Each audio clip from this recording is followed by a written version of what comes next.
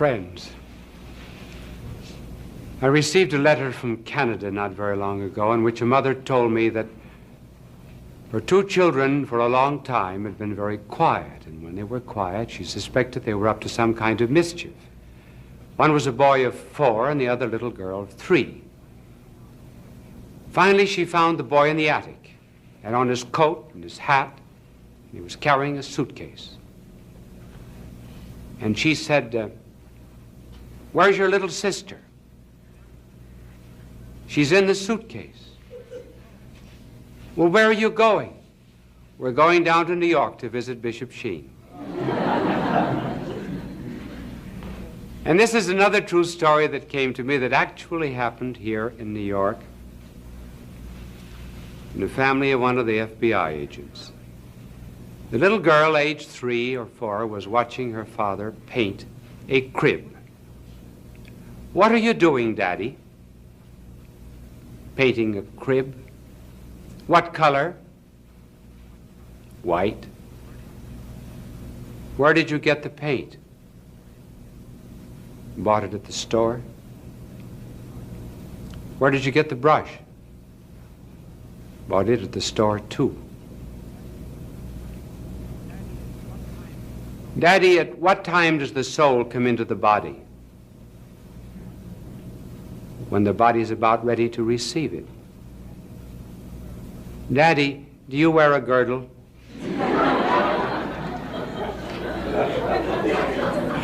That's an example of how a child's mind flies from one subject to another, and shows also the result of listening to television.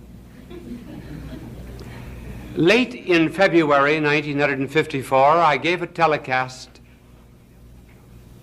on the death of Stalin.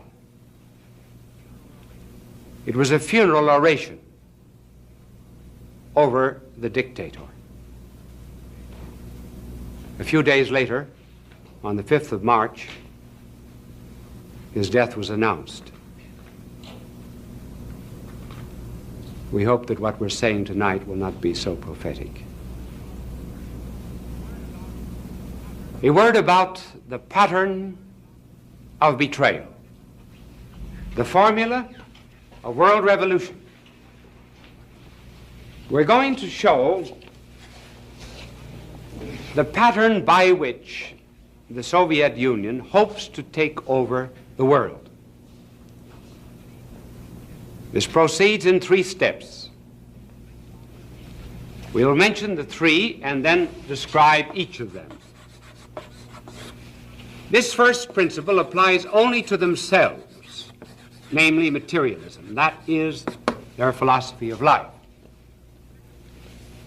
The second applies to themselves and to us. It is the myth of coexistence.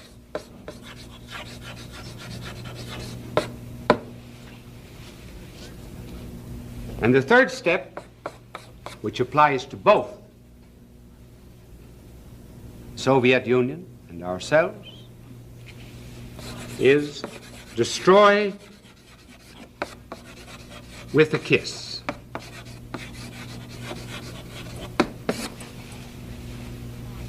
Now, this is the formula by which they have taken over so far about 33% of the world. 37 out of 100 people in the world are subject to them according to these ideas. First, materialism. Materialism, as you know, is their philosophy of life, which believes there's nothing but matter. There's no God, no soul.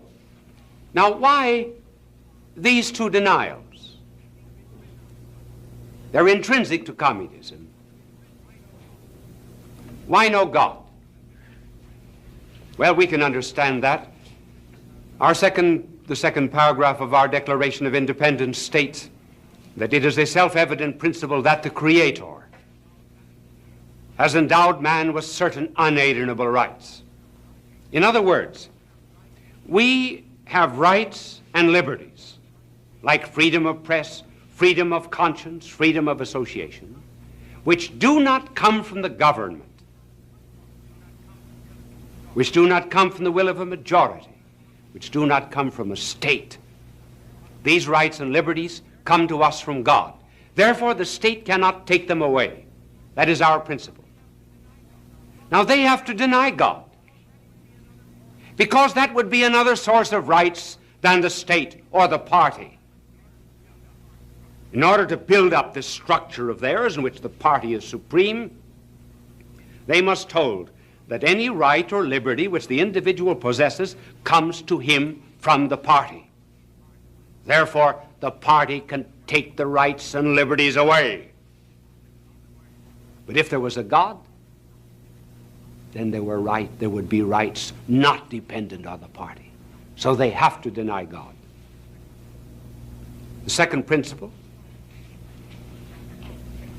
there is no soul. Why that? Because the soul contemplates. And when one contemplates, one establishes personal relations with a reality which is not subject to social control. In other words, no one around me in society can control my thinking and my meditation. Now, communism cannot allow that. There may be no thoughts, no conclusions, no plans, except those approved by the government. And so their procedure is, first of all, to forestall any kind of contemplation by the soul by saying that it is a sign that you're a neurasthenic.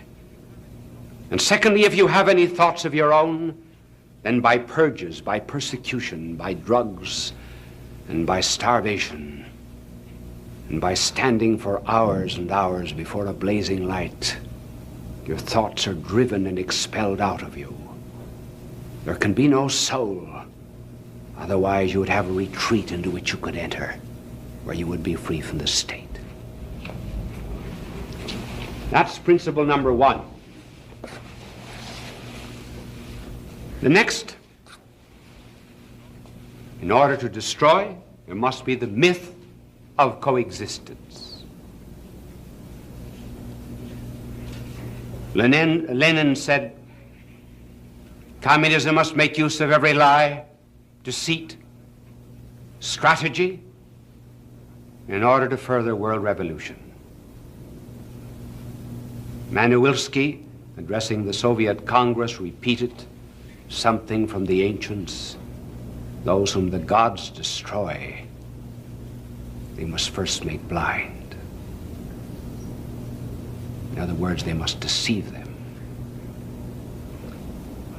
So the communists say, let us coexist in peace, peace, peace.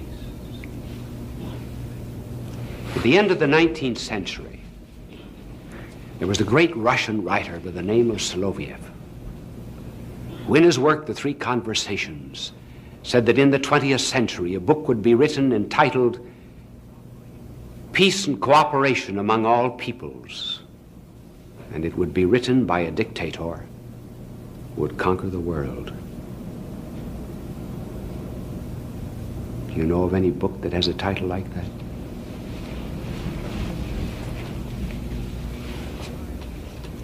Why coexistence? If, for example, listening to me, there's a young man and young woman in love, do you say, you, the young man, say to the young girl, let's coexist? Does a husband say to his wife, let's coexist? Unless they're fighting.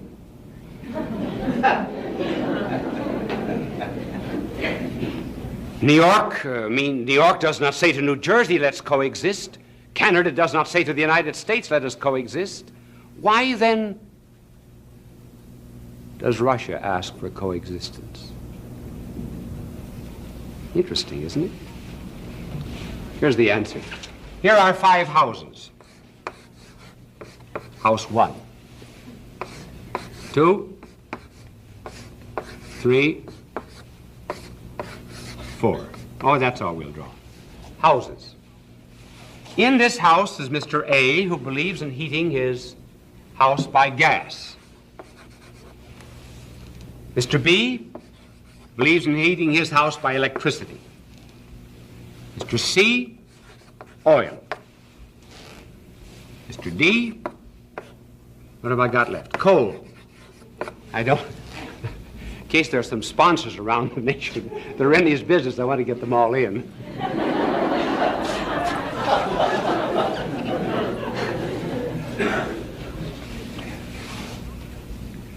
Now it is agreed among them that they will use different forms of heating.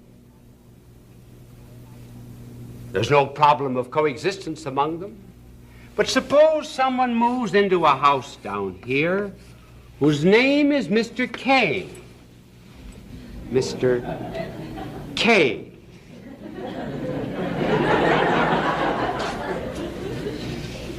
Mr. K is an arsonist.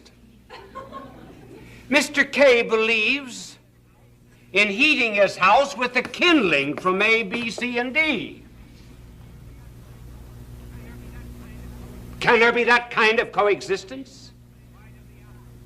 Why does he ask for coexistence? He asks that the peaceful relations that exist between nations, free-loving nations, should be applied to a nation that does not believe in peace and justice. There cannot be that kind of coexistence. It is only a sham and a snare and a delusion. Why do they ask then for coexistence? Well, the answer was given in an article that appeared in the Communist magazine of Russia in 1954, written by Leon Tivev. Leon Tivev in this article said Russia was strong when it was a question of armies, because they had more men, more arms than any other nations of the world, and the other nations of the world, and could walk over them. But now there's come the atomic bomb, and since the atomic bomb,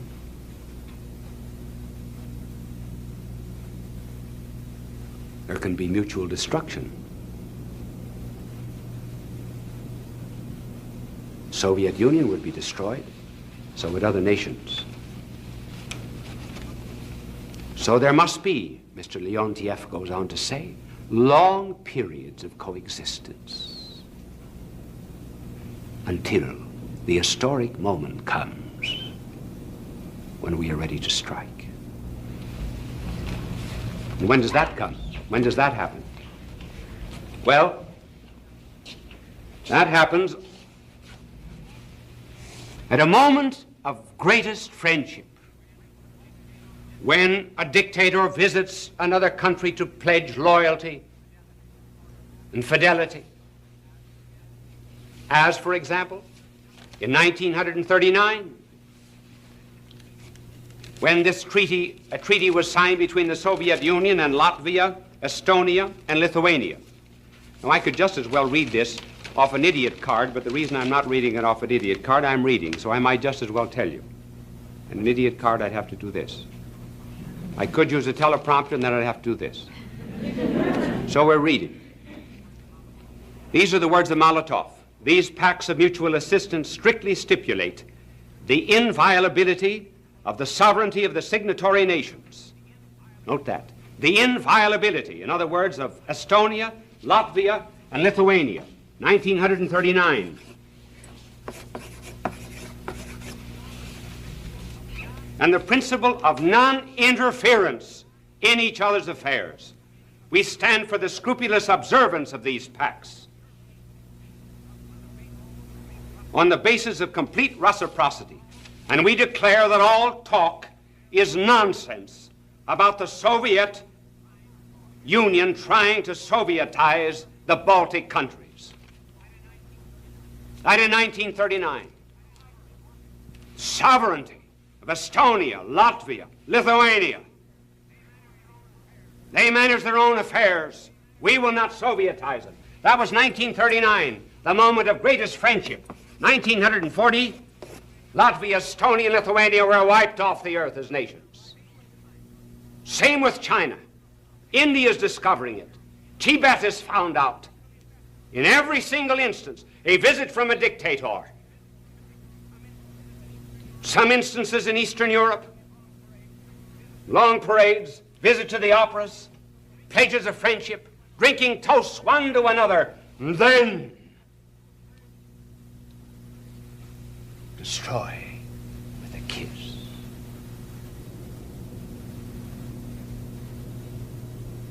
Where did they learn it? Where did this formula come from?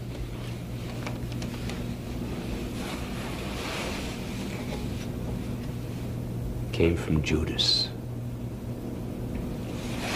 Those were his stages. First, materialism. Not just avarice. We do not know anything about the avarice of Judas until the very last part of the public life of our Lord, in fact, about 10 days before. Avarice is only a consequence of other sins. It is not first. The first mention we have of the fall of Judas was when our blessed Lord announced that he came from heaven, that he would die for men, and that he would rise again from the dead and ascend into heaven and give us the bread of life. He had multiplied loaves and fishes and fed several thousand. And then the people came to make him king, and our Lord refused to be a bread king and fled into the mountains alone. And Judas said, so that's the kind of a king he is. He's interested in spirituality. He's giving himself as the bread of life. Why doesn't he be an economic king? And at that mention of the Lord giving himself as the bread of life, you find written for the first time that our Lord knew who it was who would betray him. He never believed. He was a materialist to the core.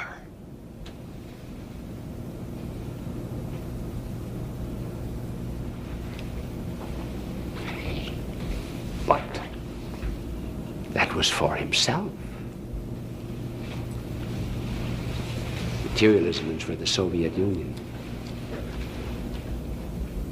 Judas's second stage. Coexist with others. Lie. Deceive. Put on a false front. Pretend you're a friend. Never let anyone know your intentions. Talk of peace, peace, peace. Did anyone suspect Judas? Of course, our Lord did, because he is the Son of God. But I mean among men. John was the only one. And John kept it to himself. None of the other apostles knew. I think Peter was under more suspicion than Judas. Because when our Lord called Peter Satan, that's when there opened up a quarrel among them as to who would be first. The mother of James and John interceded for her sons, and after the transfiguration, the apostles quarreled as to who would be first. Even at the Last Supper, they quarreled.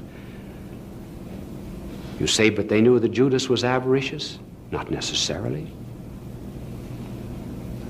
The night that Mary Magdalene poured ointment over the feet of our blessed Lord, all the other apostles, with the probable exception of John, joined in, saying, why could not this have been sold for 300 pence and given to the poor? Remember that Judas alone did not say it. The others did not know it was he. And then in the night of the Last Supper, our blessed Lord said, he who sits at table is about to betray me. And so each asked, except John, is it I? Is it I? Is it I? Is it I? Brazen Judas, coexistence to the end. Is it I? Peter said to John, ask the Lord who it is. Our Lord said it was the one who would dip his finger in the dish. He reached it to Judas, but the others did not know the sign. And when Judas left, they did not know the business of Judas. The other apostles thought that Judas had gone out either to distribute money to the poor under the direction of our Lord, or else to buy food for the feast. They did not in any way suspect that he was a traitor. Deceit, friendship, pledges of cooperation, mutual assistance, love. Oh, we're brothers, all of us.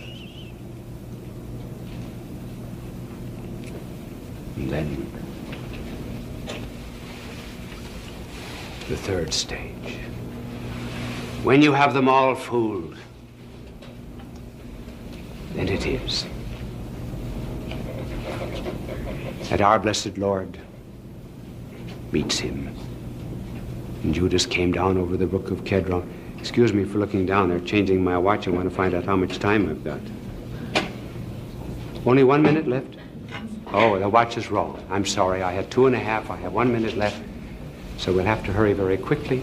And Judas came down over the brook and threw his arms around the neck of our blessed Lord and blistered his lips with a kiss.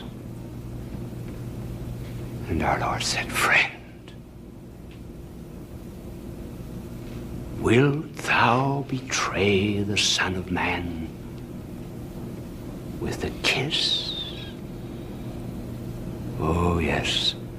Some things are so sacred and divine, their betrayal must always be prefaced by some mark of affection. My fellow men, my countrymen, beware, lest you say,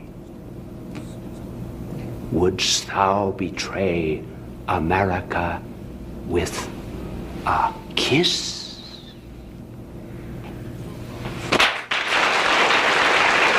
Bishop Sheen will return in just a moment. Fulton J. Sheen, a man for all seasons.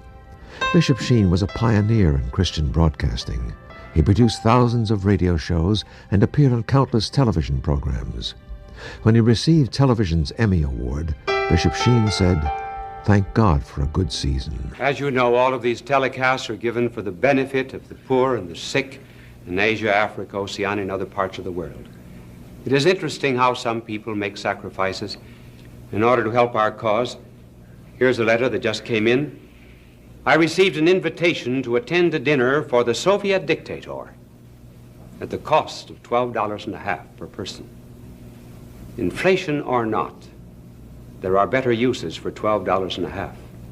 Therefore, I am enclosing my check for $12.50 for all of the poor and the hungry of the world for whom you care, and for those behind the iron and bamboo curtains.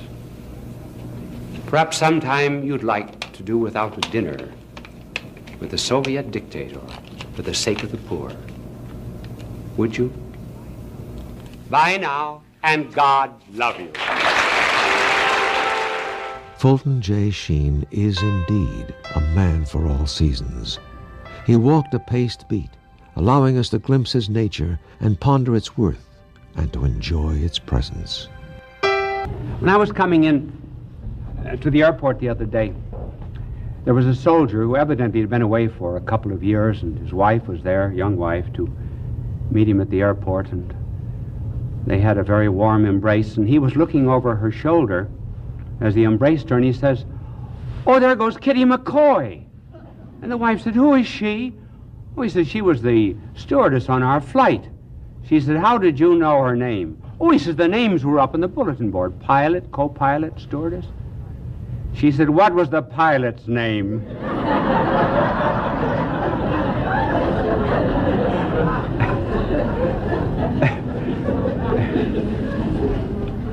This telecast is not going to be what you think it is.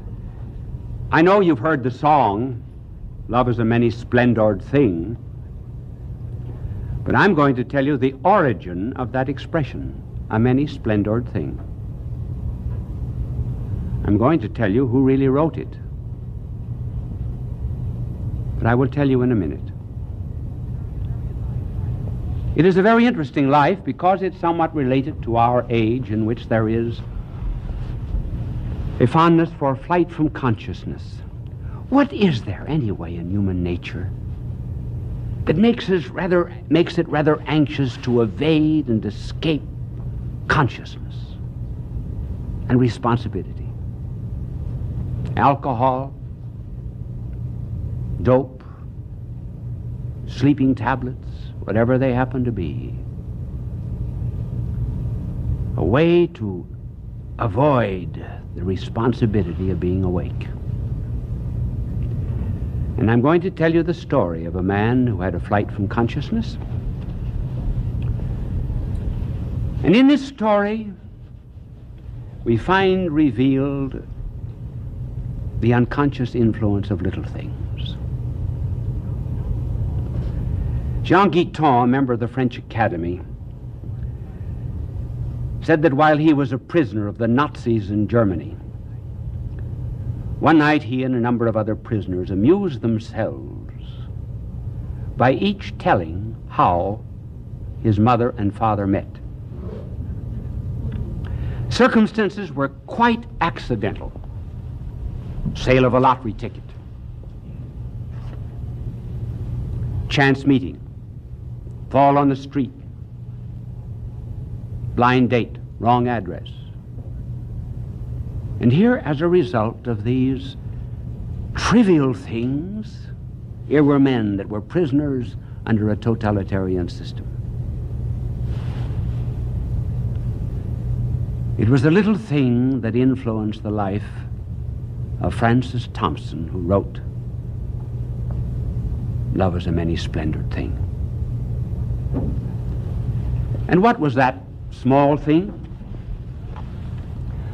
Well, this young man started for the priesthood, and he was told he did not have a vocation. And then he went into medicine. His fondness was literature. He used to produce as a little boy the plays of Shakespeare for his sisters. And as he was studying medicine in the University of Manchester, he roamed into every bookstore, and at that particular time there had just appeared a Life of De Quincey. He evidently had mentioned the fact that at home that he loved De Quincey. And on his 17th birthday, his mother gave him De Quincey's famous work, The Confessions of an Opium Eater.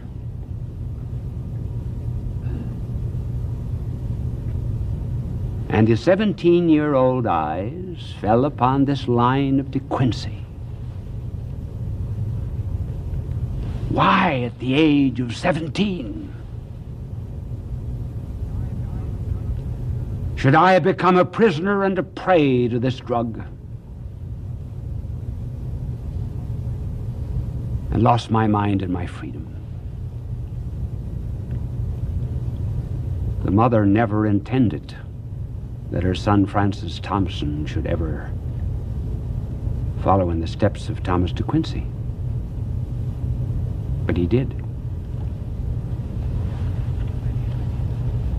So he went in for the psychedelic, for the flight from the unconscious. And here there's a curious parallel between the life of De Quincey and the life of Thompson. De Quincey lived earlier than Thompson. When De Quincey became a dope fiend, he went to London, to Soho Square. So did Thompson. And this further parallel, when they went to Soho Square, De Quincey had in his pocket a book of English poetry, we do not know which poet it was, and a copy of the Greek dramatist Euripides. When Thompson went, he had in one pocket Blake, and in the other pocket Sophocles. When they went to London, they both went to the same place, Soho Square. How well I know it. I've spent 5 years of my life in Soho Square. Not continuously, but many, many summers and many winters during my university days. It acquired its name in the 17th century because that was the area of London where the huntsmen used to gather to chase the hounds. And the head huntsman would call the hounds with Soho. It became known as Soho Square. It's very famous. Just a block away is Greek Street. That's where Karl Marx lived for a third of his life, in great poverty. This founder of communism, his wife said, "Karl, if you had only made more capital instead of writing about it, the whole world would have been better off." I had many experiences there in Soho Square with the type of person, of course, that Thompson actually is and was. But here are the two of them, decades apart, roamed the street. Thompson made a little money here and there, chasing cabs, holding a horse, selling matches, running an errand. Just a bum. A bum. Emaciated and thin, and drugged and hunger. No one was there to befriend him except a woman of the streets.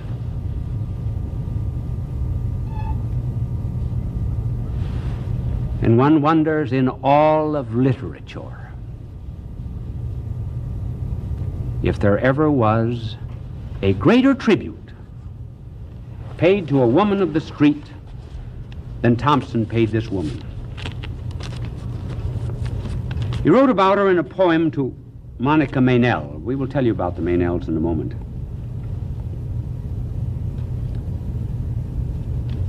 And this is his description. Then there came past a child like thee, a spring flower, fallen from the budded coronal of spring.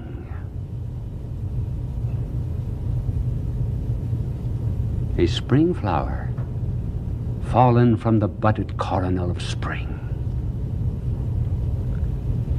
And through the city streets blown withering, she passed, oh brave, sad, lovingest, tender thing, and of her scant pittance did she give, that I might eat and live. Then fled a swift and trackless fugitive.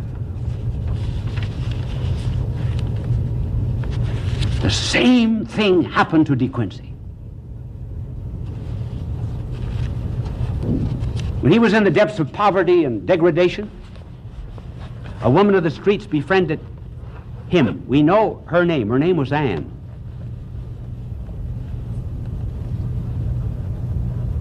Thompson, or rather St. Augustine, never gave the name of the woman with whom he lived before he was converted. Thompson never gave the name of this one.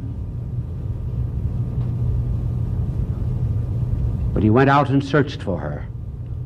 Now, why he searched is interesting. He gathered up in dusty old, dirty papers an article and a few poems, and he sent them to Wilfred Meynell, who was the editor of Merry England. And in the letter to Wilfred Meynell, he said, "You may return the manuscript and the rejection slip to Francis Thompson, Charing Cross Post Office, general delivery." He never heard for 9 months.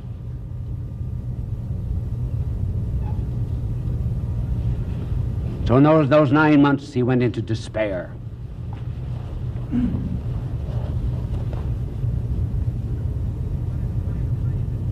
He wanted to find this woman. He could not do it. She said to him as she left, "You are always a genius. You're above me."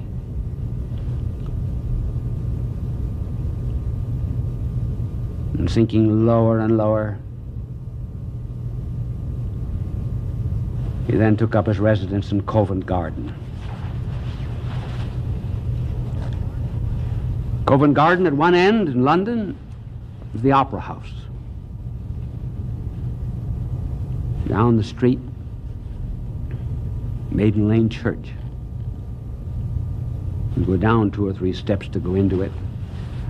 Wish we had an hour and a half. I would tell you about an interesting character that I met there. But in television, you get time in segments. And then in front of the opera was Covent Garden. Covent Garden was where all of the produce of England was brought every morning. So in those days of Thompson was born in 1859. In those days, there were 2-wheeled carts, horses, baskets, dirt, and refuse. And used to sleep under those carts, being awakened by the pounding of the horses' hoofs. And I wonder if anyone, ever weary of life, ever penned such lines as these. Forlorn and faint and stark, I had endured the watches of the dark and the abashless inquisition of each star. The abashless inquisition of each star. Yea, was the outcast mark of all those heavenly passers' scrutiny.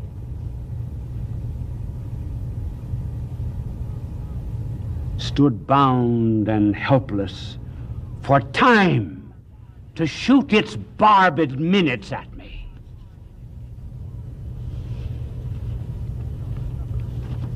Suffered the trampling hoof of every hour in night's slow-wheeled car, until the tardy dawn, dragging me at length from under those red wheels, and bled of strength, I awaited the inevitable last. So he decided to take his life. And he'd saved up his pennies, bought enough of dope to kill himself. Under these wheels, he could see a distant clock on the spire of a church. It was that prompted him to say that time was shooting its barbed minutes at him. He took half of the dope, and he felt a hand on his that held him back from the fatal other half. He said it was the hand of Chatterton, a poet that had lived 100 years before.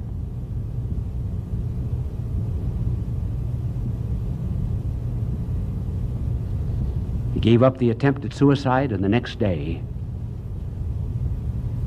news came to him that Wilfred Meynell wanted to see him. The 9 months had passed. Now begins a kind of change of life.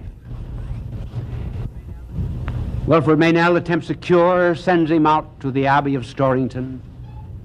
And here we enter into a new phase of his life. His love of children. And as he roamed about the fields of Storrington,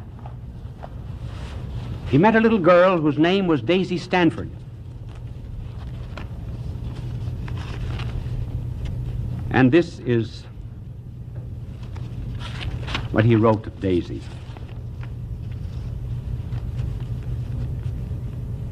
Here she came with a few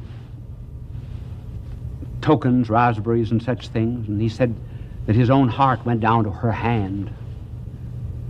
But her beauty smoothed earth's furrowed face. She gave me tokens 3. A look, a word of her winsome mouth, and a raspberry. The fairest things have fleetest end.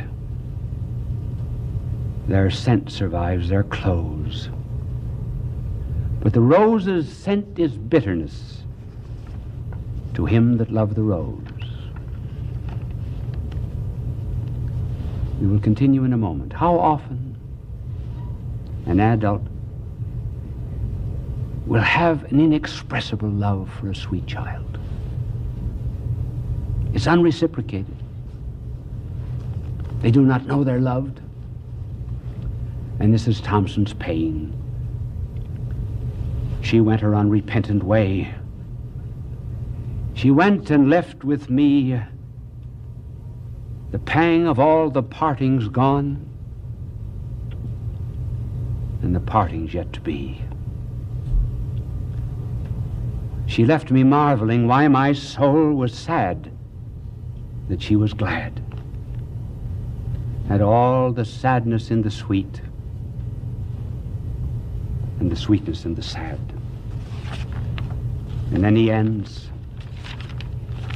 Nothing begins, nothing ends. It is not paid with moan, for we are born in others' pain and perish in our own.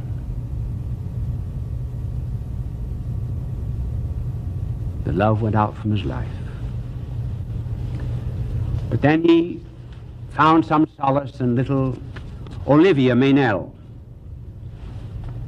Sweet little child, but here was his life spoiled.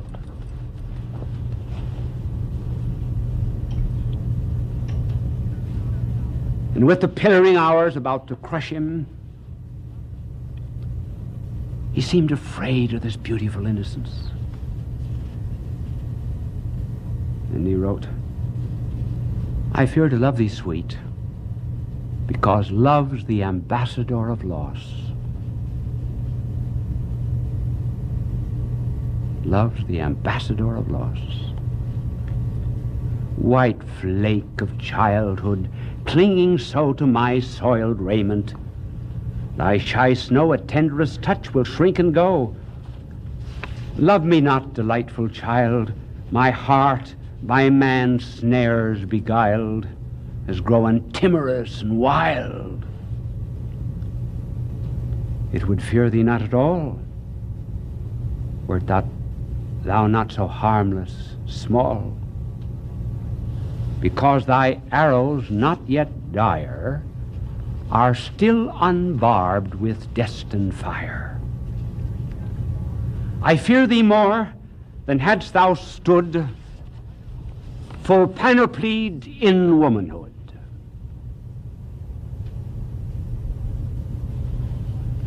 And all the while, he's being haunted by something. And I told you of that poem of haunting. I gave it to you one year, The Hound of Heaven, that he wrote. He went back again to dope. The Meynell still cared for him. But this hound was pursuing him. But despite this shell, that shell that first came to the Meynells, he had no stockings on and his toes were out through his shoes and dirty old brown coat, no shirt. Consumptive, because of the nights he slept under the cartwheels of London. He still had this love that pulled him. Probably that was pulling him at the beginning of his life, and so he wrote, O world invisible, we view thee. O world intangible, we touch thee. O world unknowable, we love thee. Turn but a stone and start a wing. 'Tis ye, 'tis your estranged faces that miss the many splendored thing. Love's the many splendored thing, not earth love, heaven love, that Thompson saw everywhere.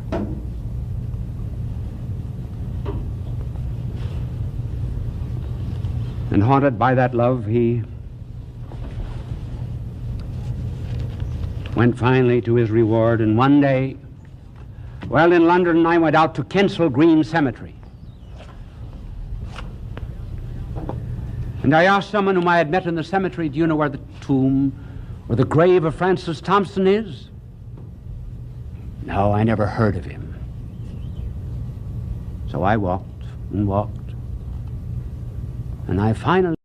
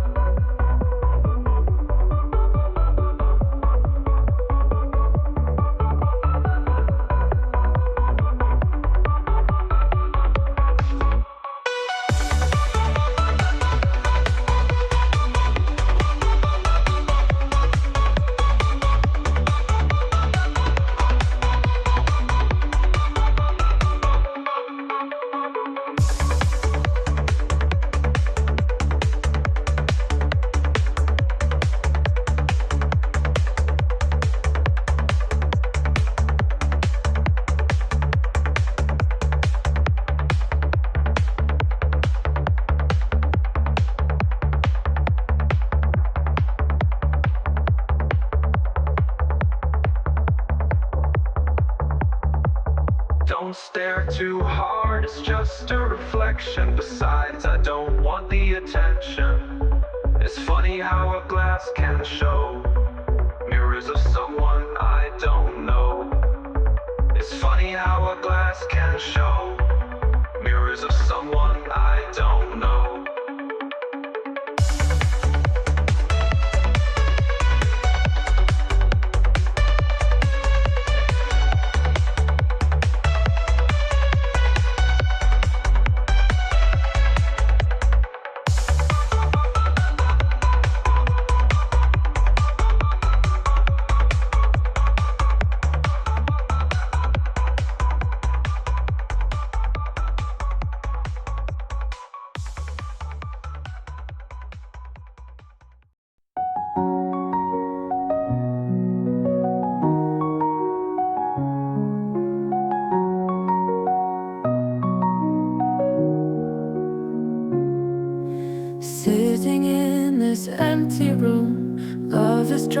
in endless gloom.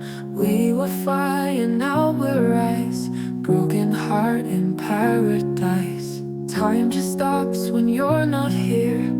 In my mind it's crystal clear. Used to laugh, now there's no sound. Love fades away, we're earthbound. Oh, I'm bored in love tonight. Lost the spark, lost the light. Once a dream, now a chore. Can't find what we're searching for.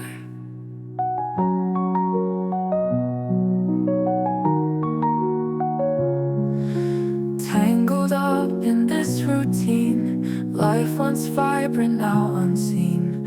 Heartbeats echo dull and slow. Where did all the passion go? Staring at the TV screen. Love once vivid, now routine. Day by day we drift afar. Lost ourselves, we don't know who we are. Can we find a way to mend, or is this just the end, my friend? Love's a word we used in vain. Will we ever feel again?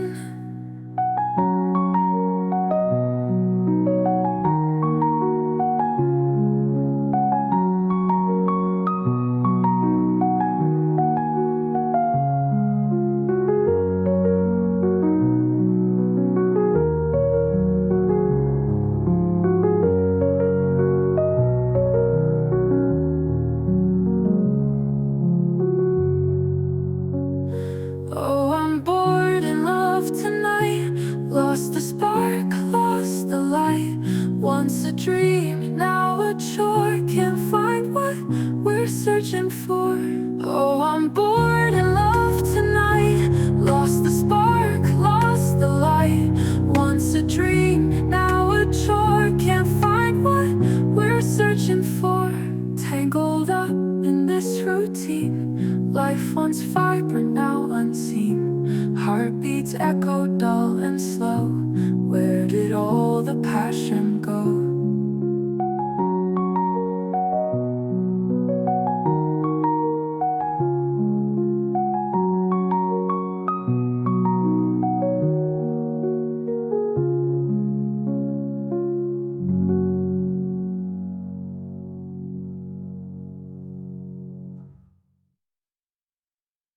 Staring at the TV screen. Love once vivid, now routine. Day by day we drift afar. Lost ourselves, we don't know who we are. Can we find a way to mend, or is this just the end, my